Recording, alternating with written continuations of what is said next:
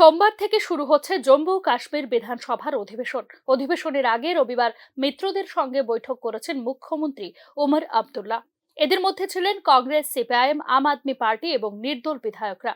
10 বছর পর অনুষ্ঠিত বিধানসভা নির্বাচনের পর অনুষ্ঠিতব্য বিধানসভা অধিবেশনে ন্যাশনাল কনফারেন্সের সিনিয়র বিধায়ক আব্দুল রহিম রাথরকে স্পিকার করা যেতে পারে বলে উঠে এসেছে বিভিন্ন সংবাদ মাধ্যমের রিপোর্টে।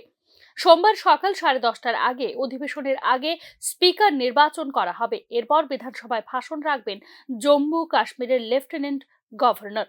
আব্দুল্লাহ সরকার বিজেপিকে ডেপুটি স্পিকার পদ দিতে পারে বলে প্রকাশ করা হয়েছে বিভিন্ন সংবাদ মাধ্যমে।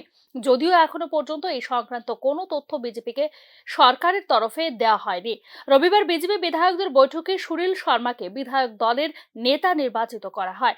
বিধানসভায় বিরোধী দলের নেতা হবেন তিনি। জম্মু কাশ্মীরের 4টি রাজ্যসভার আসনেও নির্বাচন অনুষ্ঠিত হবে শীঘ্রই। এরই মধ্যে এই নিয়ে শুরু হয়েছে জোরদার আলোচনা। নির্বাচনে জয়ী আসন অনুসারে 2টি রাজ্যসভা আসনে এনসি কংগ্রেস জোট এবং একটিতে জয়ী হতে পারে বিজেপি। এক্ষেত্রে ন্যাশনাল কনফারেন্স সভাপতি ফারুক আবদুল্লাহকে রাজ্যসভায় পাঠানো হতে পারে। শারীরিক অসুস্থতার কারণে বিধানসভা নির্বাচনে প্রতিদ্বন্দ্বিতা করতে অস্বীকার করেছিলেন ফারুক আবদুল্লাহ। বাকি একটি আসনে নির্বাচন হতে পারে। নির্বাচনে এই আসনটিকে পাবেন তা সে সময়ের রাজনৈতিক সমীকরণে নির্ধারণ করবে।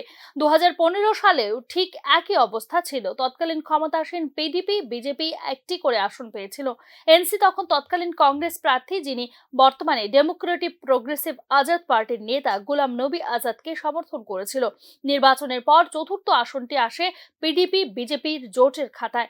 সোমবার থেকে শুরু হওয়া 5 দিনের বিধানসভা অধিবেশনে জম্মু কাশ্মীরের জন্য ভবিষ্যৎ আইন প্রণয়নের পাশাপাশি প্রশাসন এবং সাধারণ মানুষের মধ্যে যোগসূত্র স্থাপন করার উপর গুরুত্ব আরোপ করা হবে বলে জানিয়েছে সরকার পক্ষ।